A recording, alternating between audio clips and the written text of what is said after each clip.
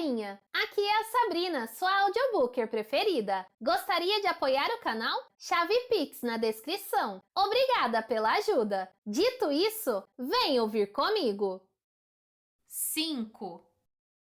Na madrugada, o sombrio casarão encontrava seu silêncio. Das frestas das janelas entreabertas podia-se ouvir o acanhado assobio do vento, como um sopro entre as lápides de um cemitério à noite. Na mesma sala onde a lareira exibia uma ausência de cinzas, os ponteiros incansáveis de um relógio de madeira em forma de torre indicavam a hora morta. Rendido pelo cansaço, Tiago acompanhava o irmão no repouso. Resistir o quanto puder ao peso das pálpebras, mas por fim cedeu aos encantos de um leito macio, apesar de não lhe ter sobrado espaço para apoiar confortavelmente o dorso.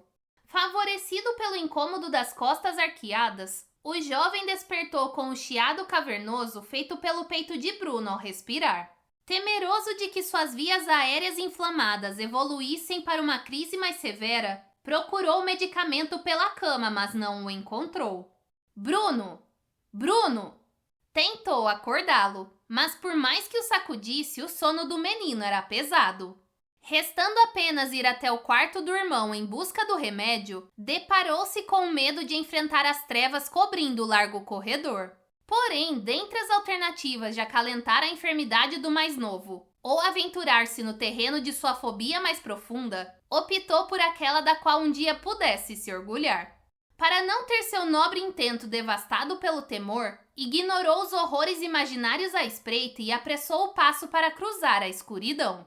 No quarto de Bruno, avistou a bombinha de asma descansando no criado mudo ao lado da cama e a pegou. Foi quando começou a ouvir algo que lhe soava morbidamente familiar.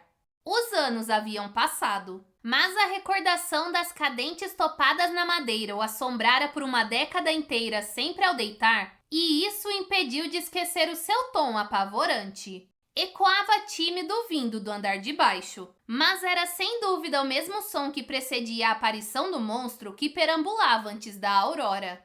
Seu peito açoitado pelo coração a galope se juntou à frouxidão das pernas e o jovem caminhou receoso até a janela com vista para o quintal. Não cumpriria sua promessa de ver com o irmão as asas do adorno no jardim se esbarrando, mas atestaria ao menos para si a verdade de sua teoria. Para seu infortúnio, o ruído das batidas foi interrompido conforme ele alcançou a guarnição. Embora ciente de que na ausência do barulho, de nada lhe serviria forçar as vistas para encontrar o catavento no escuro da noite, Tiago não perdeu a jornada e pôs a cabeça na vidraça.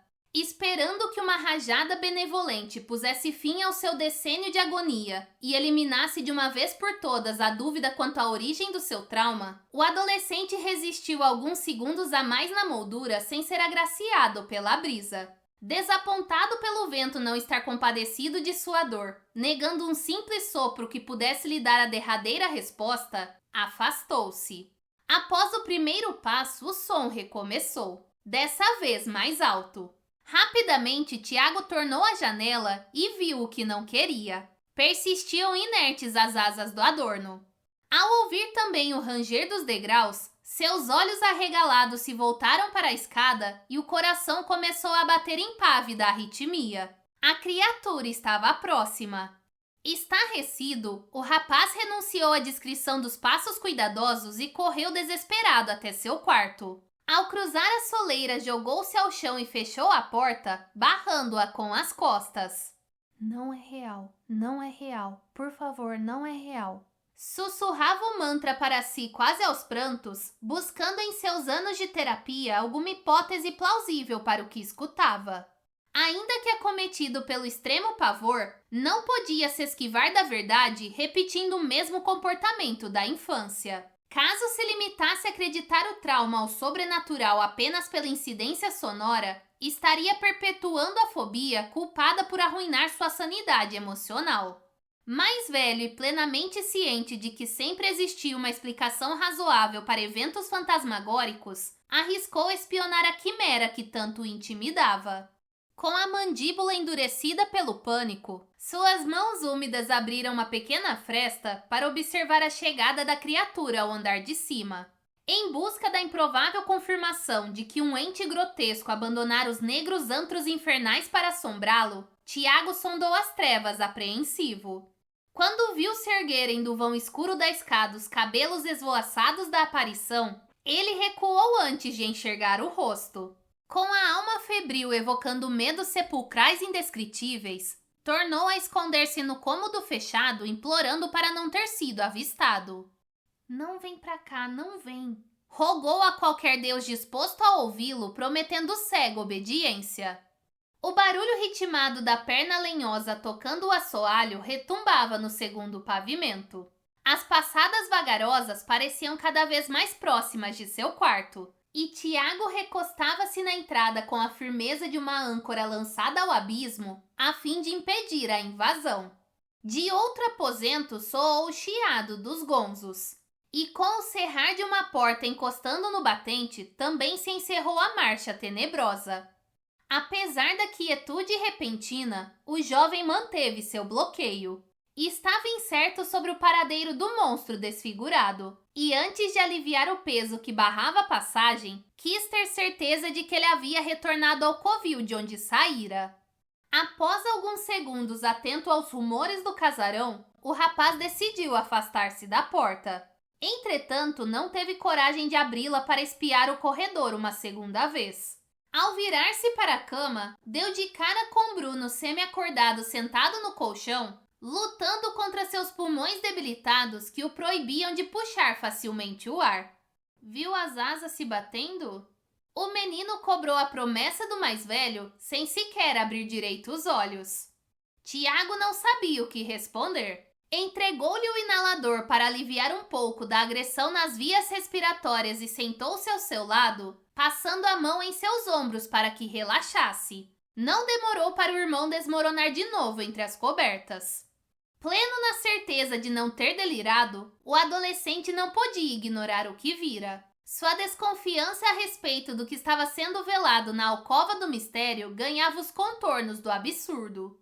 As razões para estar sempre trancada variavam em sua cabeça entre as mais obscuras fantasias. Certo de na hora morta, a casa ser assombrada por algo inominável perambulando nas trevas, concluiu que o quarto era como um pórtico do inferno. Com o alicerce dos temores reforçado pela confirmação de seu fantasma antigo, não podia continuar naquela casa. No entanto, não a abandonaria na calada da noite como decidira fazer no passado, deixando o irmão vulnerável aos mesmos tormentos. Precisava convencer a mãe de que deveriam ir embora, mas sabia que de nada adiantaria revelar a ela a ocorrência assustadora. Calejado pela retórica de Lauren sempre usar da negação para afastar quaisquer indícios do retorno de sua paranoia, o rapaz a antevia contestar o ocorrido sobre o pretexto de defender os avanços na terapia. Ansiando ver a noite finda, o jovem não pregou os olhos até a alvorada revogar o breu.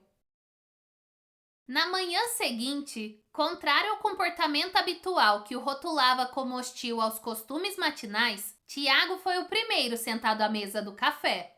Laura terminava de arrumar o desjejum, buscando os utensílios nos armários da cozinha, enquanto respondia evasivamente aos apelos do filho, que já a confrontara com a ideia de partirem. Tira isso da cabeça, negou de pronto. Por quê? Sua avó vai pensar que é por causa da bronca de novo. Eu assumo. O jovem garantiu, manifestando sua total falta de empatia com os sentimentos da idosa. Coitada, filho! Dá um desconto pra ela. Mais uns dias e a gente vai. Inconformado com a disposição da mãe de sempre advogar a favor da velha, o rapaz foi rude em sua crítica. Como mãe, você bem que podia se preocupar mais em não deixar o Bruno todo ferrado da cabeça do que em não deixar a avó Célia chateada. Para, Tiago! Laura rejeitou a provocação, adotando um tom mais ríspido para o filho não ampliar seu leque de ofensas. Melhor você se resolver logo com ela, porque a gente veio para ficar um tempo e não vai mudar os planos. Destronado da soberba adolescente em crer que tudo sairia do seu jeito ao estalar dos dedos, o jovem arriscou uma nova estratégia. Foi o Bruno que me pediu para te convencer. Seu irmão tem toda a liberdade de me pedir isso se ele quiser. Ela chamou o blefe, confiante de estar com as melhores cartas. Como eu tive? Tiago a encarou com os olhos embotados pela amargurada lembrança, escancarando seu trauma como mão a ser batida. Contra aquele lance, a mulher não tinha como sair vencedora. A insinuação de que fora omissa com o passado do filho era como um açoite em sua autoestima materna. Embora soubesse ter feito de tudo para cuidar dos dilemas do seu mais velho, a culpa por ele não ser capaz de se adaptar às convenções tradicionais de comportamento recaíam sobre seus ombros já cansados de carregar tanto remorso. Filho. Sentou-se à mesa adoçando a fala, dando a atenção que o assunto merecia. Você sabe que isso é só uma recaída por causa do estranhamento ontem na frente do quarto do seu avô, não sabe? Não precisa usar seu irmão como escudo. Se for o caso, eu te ajudo a conversar com a avó Célia. Eu não! O rapaz aumentou a voz, prestes a perder o controle, mas calou-se antes de causar um estrago e mudou o foco para outro tópico que lhe interessava. E o que é que tem de tão proibido lá também para a porta sempre ter que ficar trancada?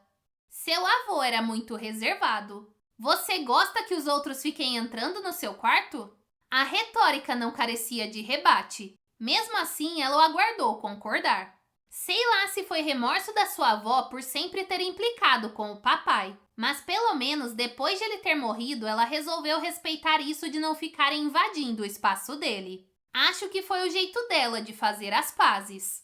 O relacionamento dos dois nunca foi aquela maravilha, e no final da vida ele passou muito tempo doente sem sair da cama.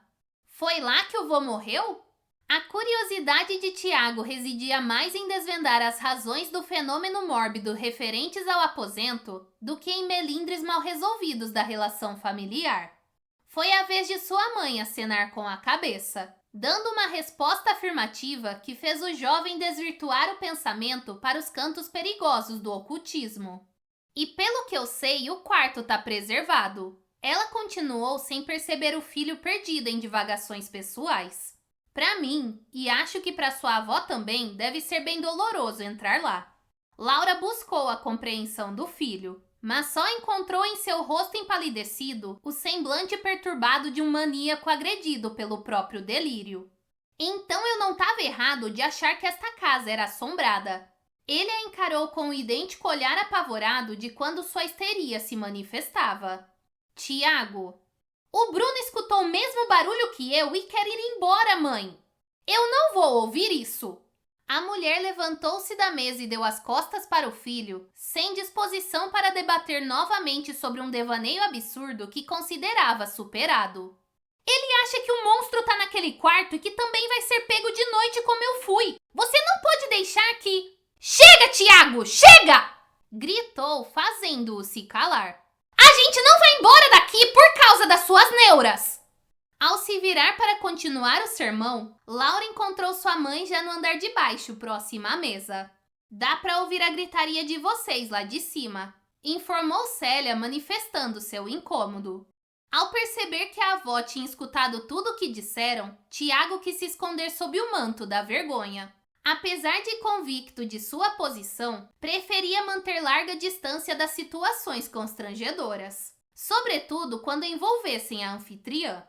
Os ânimos tomados pelo mal-estar avassalador transformaram a cozinha num cárcere do silêncio. Ninguém ousava sair do lugar, muito menos abrir a boca para tentar se explicar com desculpas esfarrapadas.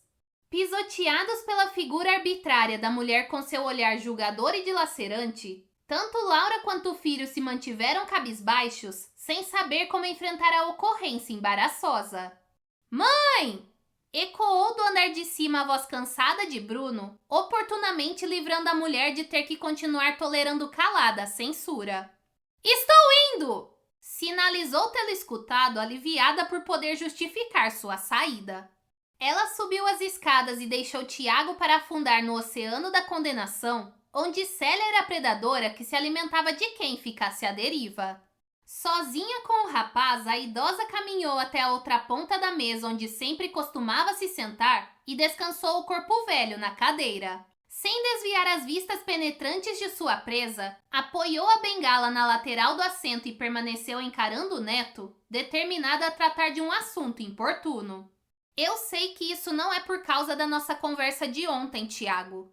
A afirmação da avó fez o adolescente erguer a cabeça. Minha dúvida é se você está fingindo ou se realmente não sabe o motivo de nunca querer ter voltado para esta casa. Angariando não apenas a curiosidade, como também uma atenção nunca antes obtida do jovem, ela manteve o tom misterioso das palavras para disfarçar uma estranha apreensão amargando-lhe o vulto. Um trauma como o seu é melhor mesmo que fique guardado. Ajuizou como se soubesse de algo obscuro. Mas a alegria que você perdeu depois do que aconteceu me devastou, Tiago. Eu gostava muito de te ver sorrindo. Era evidente a confusão mental apossando-se dos pensamentos do garoto. Confrontado com a confirmação de que algo relevante havia de fato acontecido no passado, ele forçou uma jornada pelas trilhas da memória. Me fala do que você está se lembrando. Pediu Célia, ansiando uma pronta resposta que pusesse fim às dúvidas sobre o que ele realmente sabia. Não é por causa disso que você quer ir embora? A vontade da avó de voltar às páginas da lembrança, até o prólogo do trauma do neto era tão febril quanto a aflição de Tiago em reviver o surgimento de seus dilemas. Mas ainda que a idosa lhe permitisse mais tempo entre os vestígios de sua recordação duvidosa, ele sempre esbarraria nos mesmos troncos do esquecimento que o impediam de ter uma imagem clara do acontecido. Embora o recente avistamento desse respaldo à versão de uma criatura demoníaca tê-lo visitado no passado, revelá-la sem provas teria a mesma credibilidade do seu relato quando criança. Sem argumentos para comprovar a aparição, restou-lhe se esquivar. O Bruno não tá à vontade aqui. Isso não é sobre o seu irmão, Tiago, rebateu ela. Mas sabe o que eu posso dizer com a maior certeza do mundo? A infância é uma coisa que todos passam o resto da vida tentando superar. Você está longe de ser o único. O importante é que um trauma antigo não te impeça de ser um adulto normal. E nisso não tem nada que você possa fazer para ajudar o Bruninho também. Intrigado, o adolescente não sabia como interpretar aquele discurso. A fala que a princípio lhe soou como um conselho indelicado, por fim pareceu ganhar o estranho contorno de ameaça. Ele estava perdido na sutileza de uma bravata indecifrável. Era óbvio que a velha tinha algo a dizer, mas negava-se a ser direta. E em nada ajudou o intervalo silencioso que precedeu sua fala mais curiosa. Por que não me conta um pouco desse monstro que você escuta de madrugada? Posso saber mais sobre isso do que imagina. Os olhos do rapaz quase rasgaram as membranas de tanto se arregalarem. Indeciso entre o medo e o espanto pelo que acabara de escutar, mentalizou diversas indagações embaralhadas que não ganharam voz. Quando pensou em abrir a boca para questionar a avó, Laura chegou de volta à cozinha afoita, roubando para si o protagonismo com sua angústia. Ela apanhou a bolsa da bancada e passou a remexê-la com impaciência. Acabou jogando na mesa todo o conteúdo. O que foi, minha filha? Célia mostrou-se preocupada. Esta casa mofada! Retrucou nervosa antes de decidir atirar para todos os lados. E o Tiago, que deixou o Bruno dormir na cama dele cheirando a cigarro. Acabou o remédio! O pequeno sucumbira aos piores sintomas de sua enfermidade. E a mãe, desesperada por não ter como tratar o filho, culpava qualquer um que pudesse ter participação em seu ataque de asma. Pega a receita que eu vou com você até a farmácia. Prontificou-se a idosa. Não vim preparada para ele ter tanta crise. Esqueci de colocar na bolsa. Laura só não caiu em prantos para não escancarar sua fraqueza. Devia estar sempre preparada para os piores imprevistos, ainda mais pelo histórico familiar. E sua agressividade com os presentes na cozinha era reflexo do remorso em saber que parte da culpa era a dela. Me deixa ferver uma água. A anfitriã alcançou sua bengala e caminhou em direção aos armários. Não tem coração de bananeira, mas dá para fazer um chá com folha de arnica. Não vem com essa bobagem de remédio caseiro, mãe. Eu preciso de um broncodilatador forte, não arnica ou mel com abacaxi. Apesar de ter sua boa intenção rejeitada, a idosa não cedeu ao mau humor da filha. Vendo-a corroída pela indecisão sobre o que fazer para abrandar a indisposição do menino, tomou a frente na decisão. Veste o Bruninho. Vou ver se o médico que me atende consegue encaixar um horário agora de manhã para dar essa receita.